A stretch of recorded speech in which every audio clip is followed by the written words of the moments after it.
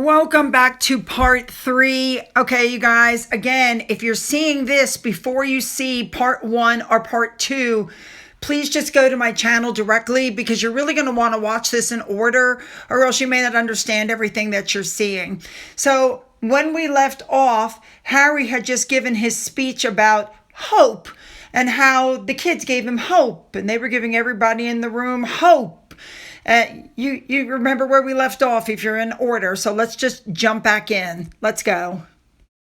You just saw Harry with all of his anxiety and his leg rubbing, and now he's going to talk to the young ladies. Harry then turned his attention to the young ladies and said, for some reason I've been given a microphone and I'm supposed to ask you questions. And then he proceeded to ask questions of the girls, but it's not the questions that he asked, it's the body language while he was asking them. So listen to the questions, but pay attention to his body language, okay? Here we go. It's a privilege to be here for the Diana Awards and with yourselves. And it's very nice to see you again. We're here to listen to you, and for some reason, I've been given a microphone to ask questions. What worries you the most about the world today, from your own perspective and from your peers? What worries you, but what are some of the greatest barriers to young people reaching their full potential? How has being part of the Diana Awards helped you with your own missions? I hope it feels good to you guys that you have a room full of people here that are generally interested. People in positions of power, do you believe they're listening? For those of you who don't know, the two people that he was interviewing, who he sat down before, he should have waited for them to sit down. These are the two winners of the Legacy Award given in Princess Diana's memory, and Harry said that his late mother would be very proud of them. But I could not get past the word salad, and I could not get past all that fidgeting. All right, let's move on. Harry then left that event to go to the second event, and the amount of security that was captured by this Instagram user is just absolutely shocking. First of all, it was one gas-guzzling SUV. They shut down the entire street, and Harry had one police car in front of his SUV and one police car behind his SUV. Obviously, when William and Catherine went to New York, they had a 20-car motorcade, so this is way pared down. But he obviously, due to the New York car chase, is still getting plenty of security. So the next thing that happened was Harry went to the Halo Trust because they are, quote unquote, celebrating Angola's groundbreaking process in landmine clearance and conservation because they're committed to a mine-free world. Now, for those of you who are wondering where all of these pictures came from, it looks like a professional photographer went along with Harry because these pictures were found on the Archwell site.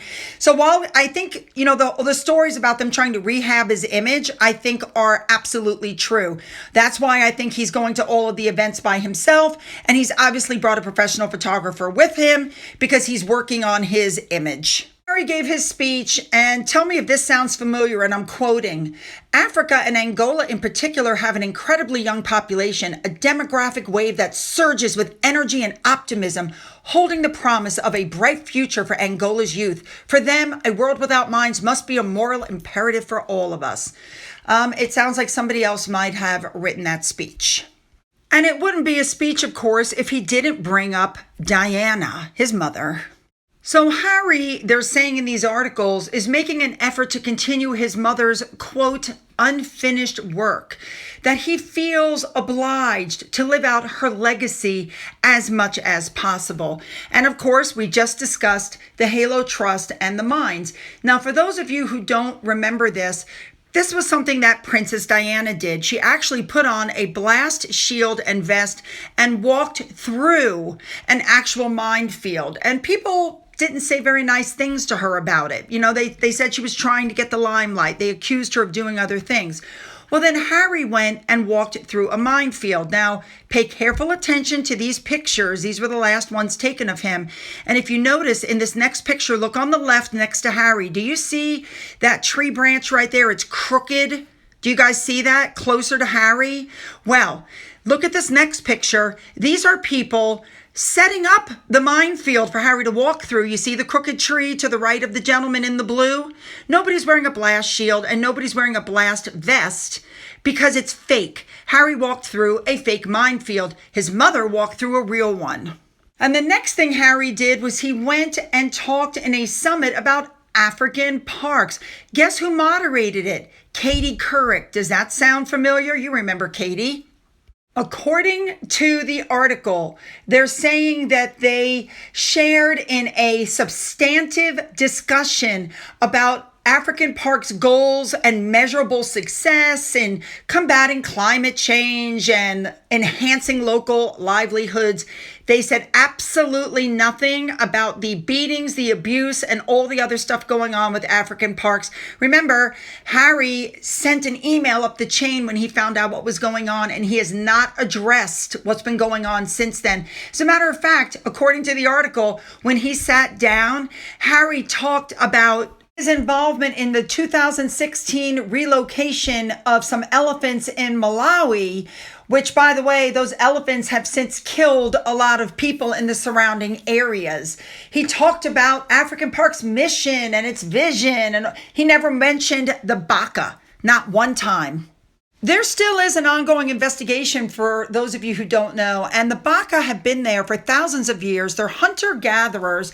They have cared for the forest for forever. What the baka are wanting are access to their land. Could you imagine you go onto the land, you're hunter-gatherer, you're trying to get food, you're trying to get something for your family, and these guards with guns who now claim that your land is a national park, beat the crap out of you, assault the women in different ways, and all the baka want is to be able to be on their land. I'm not going to lie, I was absolutely shocked that he did this particular event. I just can't get past it because he hasn't said one word about what's going on with the baka.